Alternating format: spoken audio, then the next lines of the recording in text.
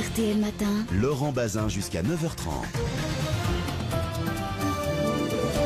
Jean-Michel Apathy, vous recevez donc ce matin l'eurodéputée Europe Écologie Les Verts, Eva Joly. Bonjour Eva Joly. Bonjour. Approuvez-vous le combat que mène Manuel Valls contre Dieudonné? Il souhaite que ces spectacles soient interdits dans les villes de France où il était programmé. Dieudonné attise la haine en France et cela n'est pas supportable. C'est très dangereux.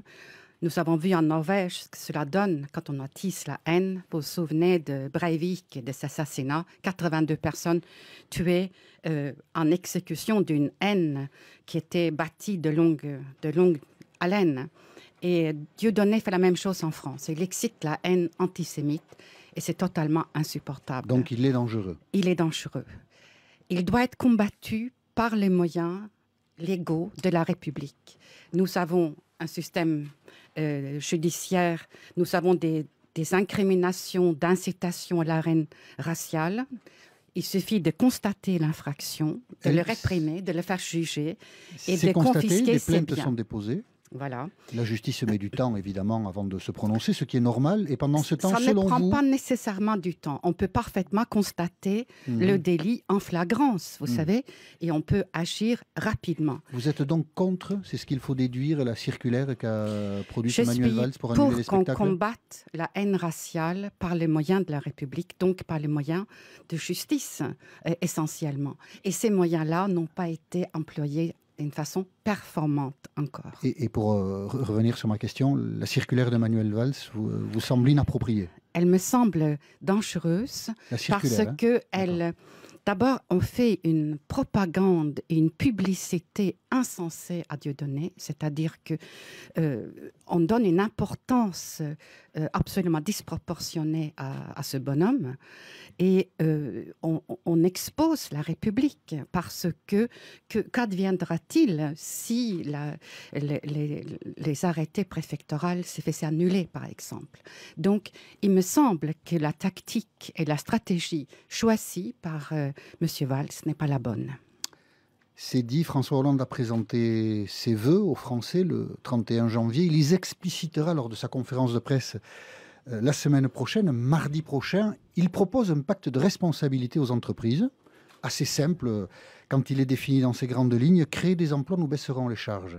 Est-ce une bonne idée? Approuvez-vous cette démarche politique, Eva Joly? Il me semble que les vœux de François Hollande ne comportaient pas beaucoup de rêves pour la gauche. J'aurais aimé entendre une vision de la société. J'aurais aimé entendre notre président de la République parler de la justice, parler de la souffrance de tous ceux qui n'obtiennent pas justice, par exemple. Il n'y avait pas un seul mot sur la justice. Le pacte de compétitivité, c'est ce que dit Financial Times, c'est ce que dit Newsweek, c'est ce que tout le monde voudrait. C'est que nous abandonnons notre modèle social. Et le modèle social en France est un tout, c'est-à-dire le niveau de salaire sont aussi plus bas qu'ils sont dans beaucoup d'autres pays parce que nous avons un système social performant. Et il est sous attaque, ce système. Et je n'aime évidemment pas voir que le président de la République, mon président de la République, va dans le même sens. Sa politique n'est plus une politique de gauche? Vous dites, parce que comme vous citez l'idéologie anglo-saxonne, vous voulez dire qu'il fait une politique de droite, pour dire les choses simplement? Je veux dire que là, il ne parle plus à la gauche et je voudrais qu'il revienne à son discours de Bourget, à ses promesses électorales. Je voudrais qu'il tienne ses promesses. Moi, je suis une femme de parole et je ne comprends pas qu'on puisse se faire élire avec la promesse de combattre la finance et puis ne rien faire. Vous êtes déçu par l'action de François Hollande? Je suis déçu par son action en ce qui concerne la finance, par exemple. Oui. Vous êtes membre d'Europe Écologie Les Verts? Absolument, oui. Que fait votre parti au gouvernement? Alors, ils s'arrachent des concessions en ce qui concerne le logement ou l'aide au développement. Pascal Canfin a modifié la façon dont la France conçoit l'aide au développement. Ce n'est pas rien. Et je pense qu'ils sont là aussi pour rappeler tout le temps que les problèmes environnementaux sont là, qu'il est temps de commencer la transition écologique.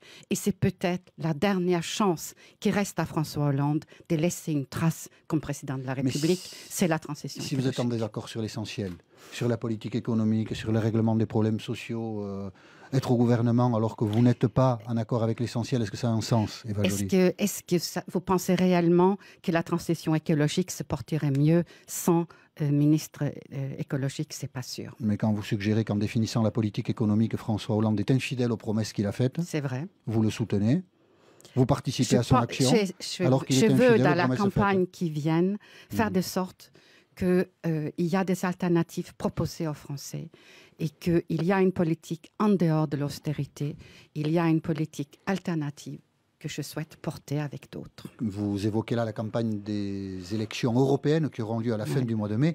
Je voudrais vous poser une question sur la campagne des municipales qui précède, puisque là le scrutin aura lieu au mois de mars. Oui. On voit que les écologistes ont des problème dans cette campagne municipale, et je pense notamment à Paris, où le candidat Christophe Najdowski n'arrive pas tellement à émerger, et le Front de gauche propose, Danielle Simonet et la représentante du Front de gauche, le parti de Jean-Luc Mélenchon à Paris, propose une alliance au vert. C'est une bonne ou une mauvaise idée d'après vous, Eva Joly?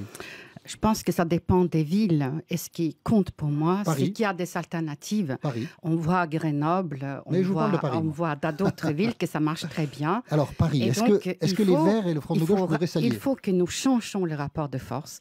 Et chaque élection est l'occasion de changer ce rapport de force. Donc c'est important que les écologistes se présentent dans les meilleures configurations possibles. Vous ne voulez pas me répondre sur Paris? Non.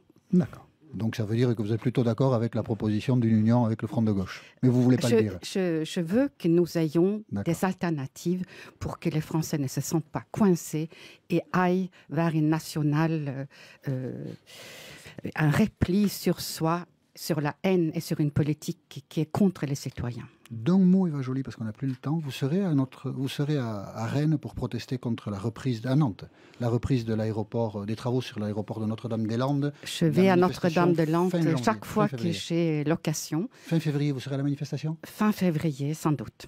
Sans doute, voilà. Eva Joly, réellement, c'est pas sans doute, était l'invité d'RTL ce matin. Bonne journée. Merci Eva Joly, merci Jean-Michel, à demain. À demain.